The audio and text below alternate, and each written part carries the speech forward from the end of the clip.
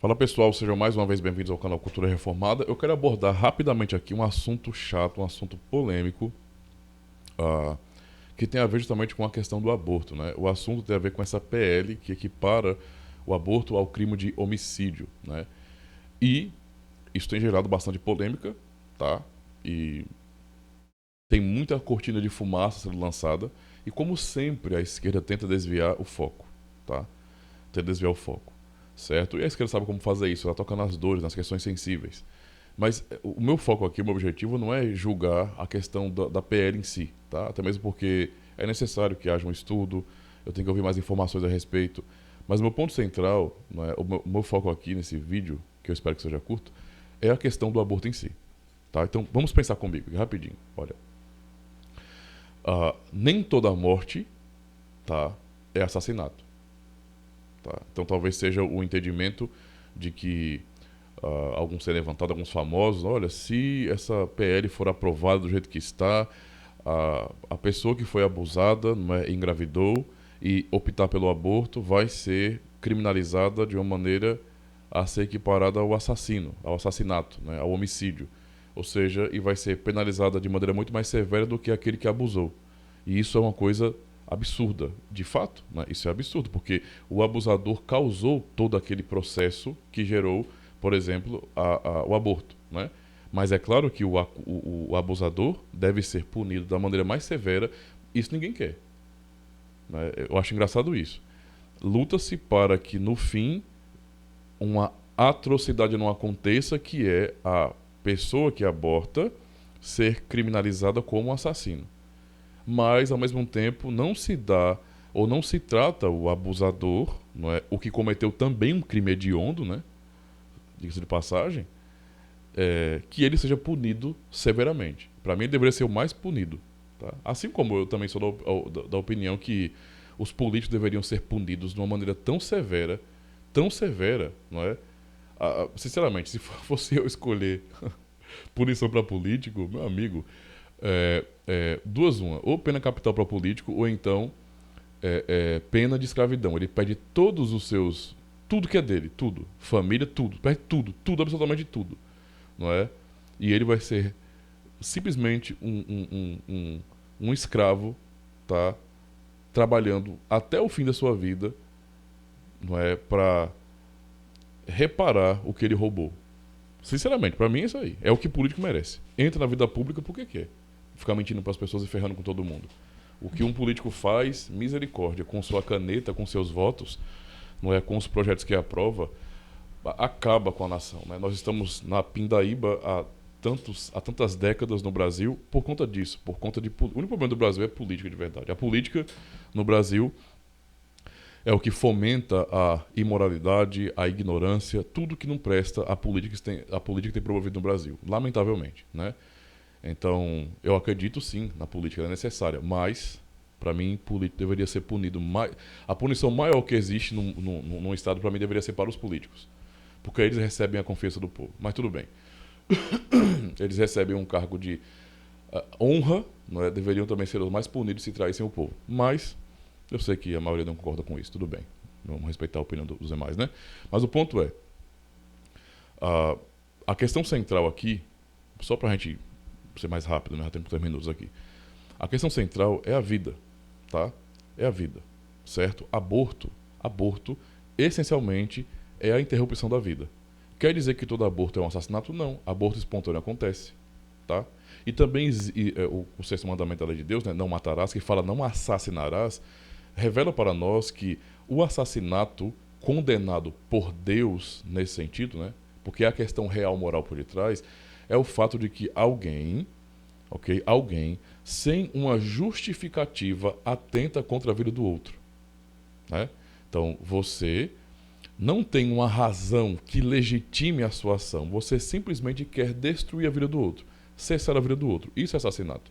Então, o mandamento não se aplica a questões de guerra, a questões do Estado usar o poder da espada, né? No caso das armas, a arma de fogo, a polícia, por exemplo. Não se aplica a isso, porque no fim, as ações de um exército, por exemplo, quando vai para uma guerra, analisa a questão. O exército ele é criado para ser uma defesa nacional, a defesa do país. Então, Para todos os fins, o objetivo do exército é a proteção daquele país. Se um país vem atentar contra o nosso país, os soldados que vão à guerra, eles vão para proteger as vidas do nosso país. Logo, o que eles estão fazendo não é assassinato. Não é assassinato, é defesa. O objetivo é a vida e não a morte. A guerra, infelizmente, às vezes é o inevitável, mas o objetivo é a vida. Tá?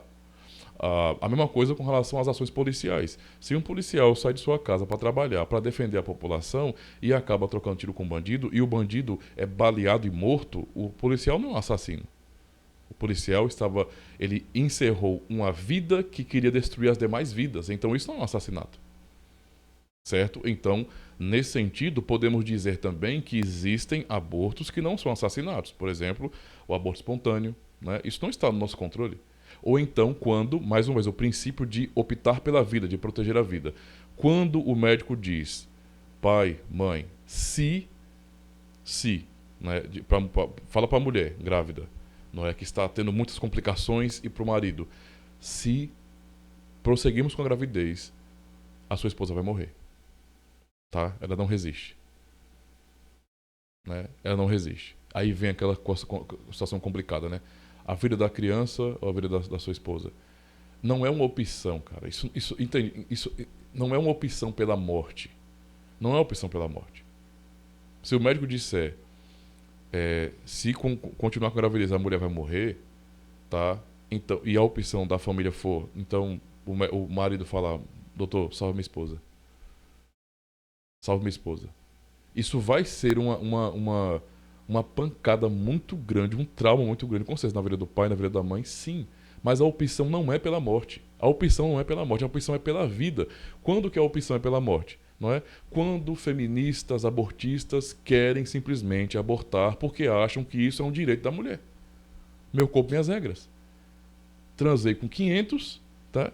Não me importo com as consequências disso, dane-se se a Bíblia diz que isso é pecado, e eu não sou moralista, eu sou dono do meu corpo, da minha vida, eu quero fazer sexo, vou fazer sexo, engravido, e aí, pronto, eu quero ter o direito de, se por acaso eu engravidar, eu dou fim a essa vida. Né? Eu dou fim a essa vida. Né? Eu não quero ter esse filho. Quem pensa assim, pra mim, sem minhas palavras, é um assassino. Qualquer feminista, não é? Qualquer pessoa abortista nesse sentido, é pró-aborto, eu digo, para ficar mais claro. Milita pelo aborto é um assassino. O seu discurso é assassino. O seu discurso é contra a vida, não é pró-vida. Não existe uma justificativa para aquilo, a não ser a própria vaidade da pessoa. Então, para mim, isso é inegociável. Tá?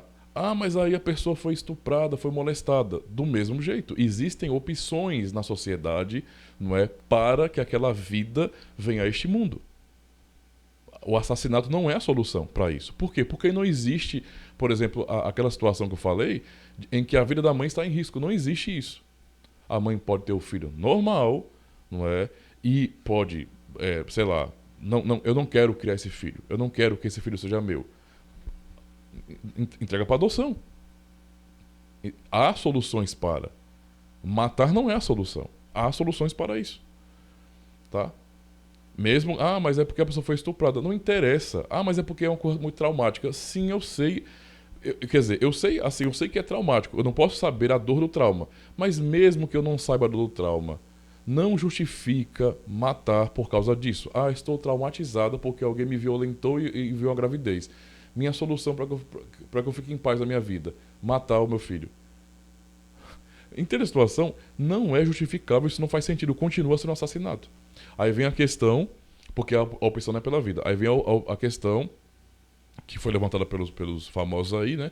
De que é absurdo que, se a PL é aprovado do jeito que está, então o aborto vai ser tratado como assassinato, como homicídio, né? Como homicídio. E, portanto, não é, a pessoa que foi abusada, de repente, vai ser punida, não é, penalmente, de maneira mais severa do que aquele que abusou.